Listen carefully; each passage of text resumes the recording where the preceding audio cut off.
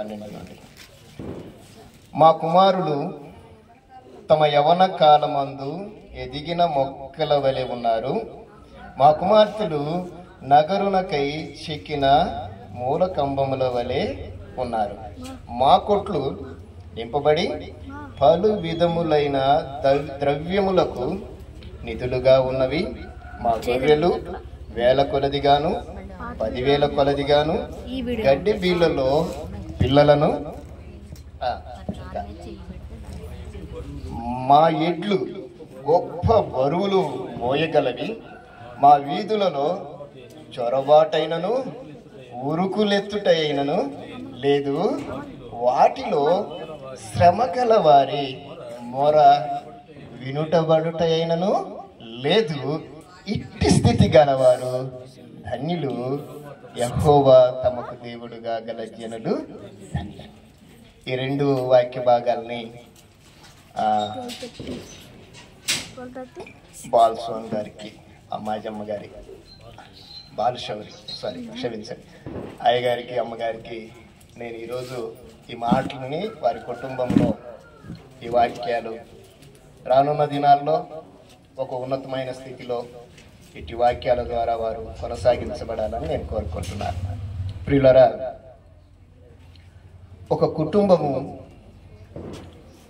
కుటుంబ వ్యవస్థ ఈ భూమి మీద విస్తరించబడటానికి, ఈ భూమి మీద నివసిస్తున్న వారు ఎంతో కొంత పూర్వకాలం అన్నట్లుగా ఒక దైవికమైన విధానాల్లో నడవగలిగి ఉండాలి. అంటే దైవికమైన విధానాల్లో నడవలేని వారు కూడా పిల్లలు గలరా అని మీరు అనొచ్చునేమో. వారు ఎవరైనా సరే ఒక కుటుంబ వ్యవస్థ భూమి మీద విస్తరించటము, ఆశీర్వదించబడటము, ఈ 2 విషయాలు మనం ఆలోచన చేయాలి. విస్తరించే కుటుంబాలు ఉన్నాయి, అవి లేకపోలేదు భూమి మీద. అలాగని ఆశీర్వదించబడే కుటుంబాలు కూడా లేకపోలేదు. విస్తరించే కుటుంబాలేమో మెజారిటీగా కనపడతాయి, ఆశీర్వదించబడే కుటుంబాలు మైనారిటీగా కనపడతాయి. నేను ఎందుకు ఈ విషయాన్ని చెప్తున్నానంటే, నా ప్రయాణంలో ఈ సువార్త జీవితంలో నేను ఆయా సభల్లో మాట్లాడుతున్నప్పుడు నేటికి కూడా మన భారతదేశం యొక్క క్రైస్తవుల యొక్క జనసంఖ్య యొక్క శాతము ఎంత అనిగిన రికార్డెడ్గా, ఆన్ రికార్డ్గా మనము ఒకవేళ కొడితే అంటే గూగుల్లో సెర్చ్ చేస్తే దాదాపుగా 150 కోట్లకు పైగా ఉండబడిన ఈ జనసంఖ్యలో క్రైస్తవులు ఎంతమంది ఉన్నారు అని ఈ భారతదేశపు జనాభాను గురించి మనం ఆలోచన చేస్తే ఒకంత భయం అనిపించే రిజల్ట్ను మనం వింటూ ఉంటాం. మీ అందరికి తెలుసు అనుకుంటాను నేను. ఎంతండి క్రైస్తవ జనాభా భారతదేశంలో? ఎంత పర్సెంట్ అమ్మా సార్? ఎప్పుడు నుంచి ఈ 2% అనేది ఎప్పటి నుంచి ఉందో మీరు మీ అనుభవంలో మీరు చెప్పొచ్చు సార్? 1980 నుంచి. నేను దీని గురించి ఒకంత సర్వే చేశాను. ఒకంత సర్వే అంటే మా జర్నలిజంలో, అంటే నేను ఒకంత జర్నలిస్ట్గా కూడా వర్క్ చేస్తాను. 1978లో దీని గురించిన ఒక ఉన్నతమైన ప్రణాళిక నాడు కేంద్ర ప్రభుత్వము సర్వే చేస్తే, ఆ సర్వేలో తేలిన జనసంఖ్య ఎంత అంటే అప్పటికి బ్రిటిష్ వాళ్ళు మన దగ్గర నుంచి వెళ్ళిపోయారు. అప్పటికి దాదాపుగా 15-20 సంవత్సరాలు కావస్తుంది అప్పటికే. అప్పుడు ఆ సర్వేలో తేలిన పర్సెంటేజ్ ఎంత అంటే 2%. మీరు అన్నట్టుగా 1980లో కూడా 2%. ఇప్పుడు 2024 maybe 25th maybe near by ఇప్పుడు కూడా ఎంత అంటే ఇప్పుడు కూడా ఎంతండి సార్? ఇప్పుడు కూడా అంతే. రికార్డెడ్గా అంతే, ఆన్ రికార్డ్ 2%. కేంద్రము క్రిస్టియానిటీని ఈ భారతదేశము ఒక్కింత అంకె పెంచడానికి ఇష్టపడటం లేదు, తెలుసా అండి? రికార్డెడ్గా అంతేగాని ప్రస్తుతము క్రిస్టియానిటీ యొక్క శాతము 8% వరకు ఉంది అనేది ఇది మనం ఆలోచన చేయాలి. 8%. ఈ 8% క్రిస్టియానిటీ భారతదేశంలో ఉందంటే మనకి ఇవ్వాల్సిన వాటా అయితే ప్రభుత్వాలు ఇవ్వాలి. మనకి ఇవ్వాల్సిన వాటా కానీ, మనకు ఉండాల్సిన స్వేచ్ఛను కానీ పూర్తిగా ఈ దేశంలో కనిపించకుండా చేయాలని 78లో చూపించిన రికార్డే ఇప్పటికీ చూపిస్తున్నారు. 78లో జనసంఖ్య ఎంత? అది కూడా మనం ఆలోచన చేయాలి. 1980లో జనసంఖ్య ఎంత? అది ఆలోచన చేయాలి. ఇప్పుడున్న జనసంఖ్య ఎంత? అది ఆలోచన చేస్తే పాపులేషన్ పెరుగుతూ పోతుంది కానీ మన యొక్క శాతం అయితే పెరగలేదనే చెప్తున్నారు.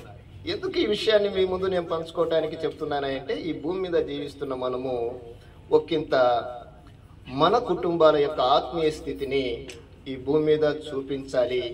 ఎందుకంటే అది ప్రభువును అనేకులు చూడాలి. మనం కలిగి ఉన్న ఆత్మీయతను అనేకులు చూడాలి. We are model. మనమందరము ఒక మాదిరిని కలిగి జీవించే ప్రయాణం చేస్తున్న వారిమే.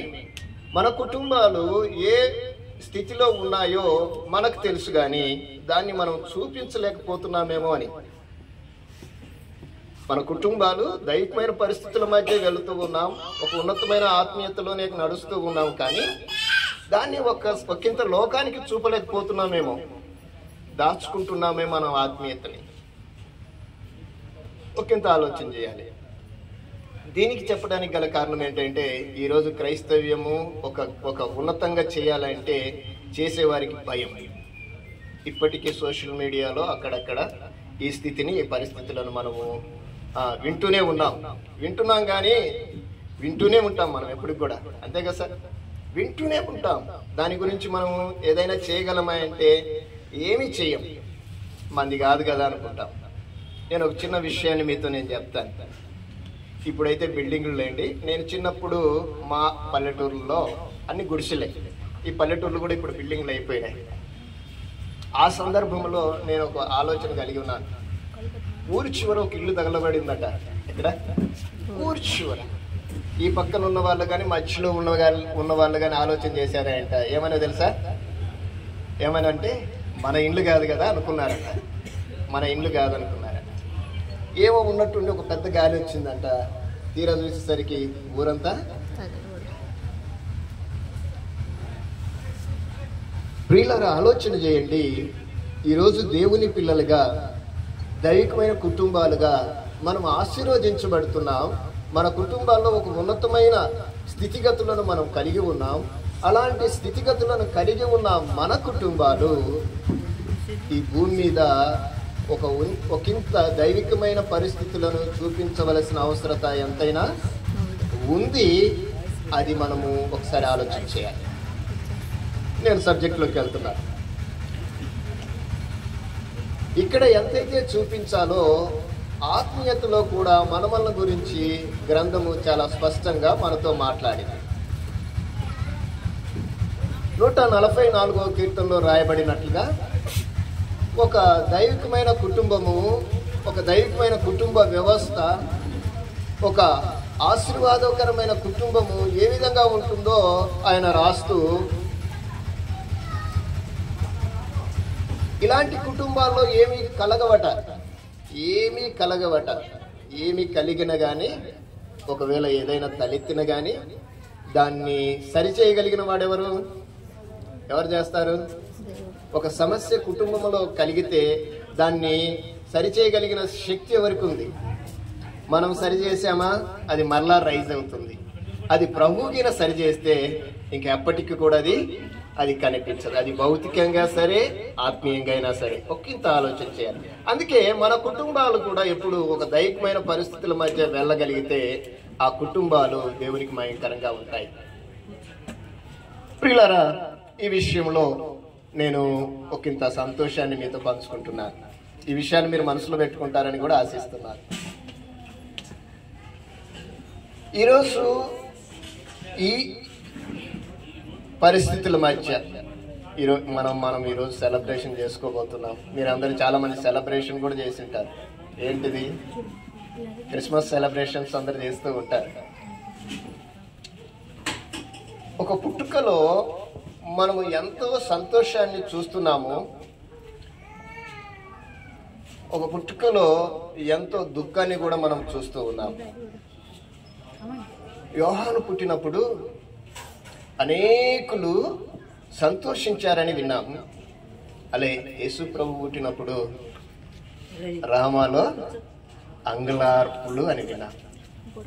ఈ భౌతికమైన విషయాల్లో మనం ఒకంత ఆలోచన చేయగలిగితే భూమి మీద జన్మించే ప్రతి విషయంలో ఎగుడు దిగుడు పల్లాలు ఉంటున్నాయి. అయితే ఈ స్థితిని మనము అధిగమించాలి అంటే మనకు పిల్లలు పుడితే అందరికీ సంతోషమే, మనందరికీ సంతోషం.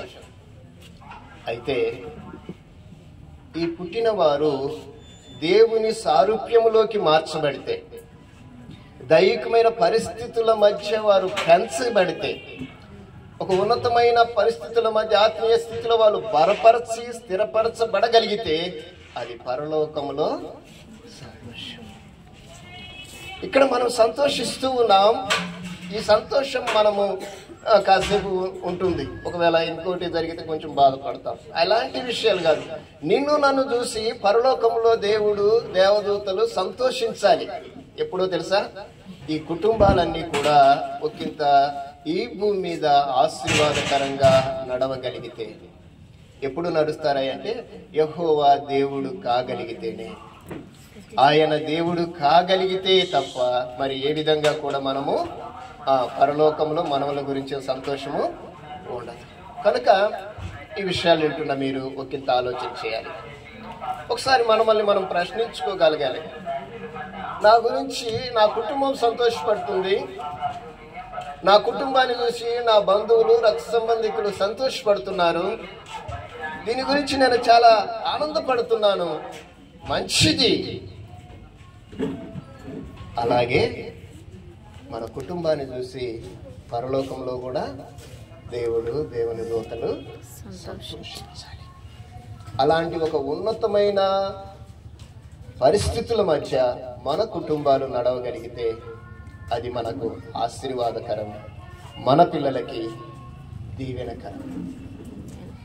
అట్టి స్థితి దేవుడు మన కుటుంబాలన్నింటికి కలిగించాలని, అట్టి పరిస్థితుల మధ్యనే మనము మన యొక్క ఆత్మీయ ప్రయాణం కొనసాగించబడాలని కోరుకుంటూ సమయం ఇచ్చిన పెద్దలకి, కుటుంబానికి నా హృదయపూర్వక ధన్యవాదాలు తెలియజేసుకుంటూ ముగిస్తూ ఉన్నాను. Thank you sir. Thank you one and all.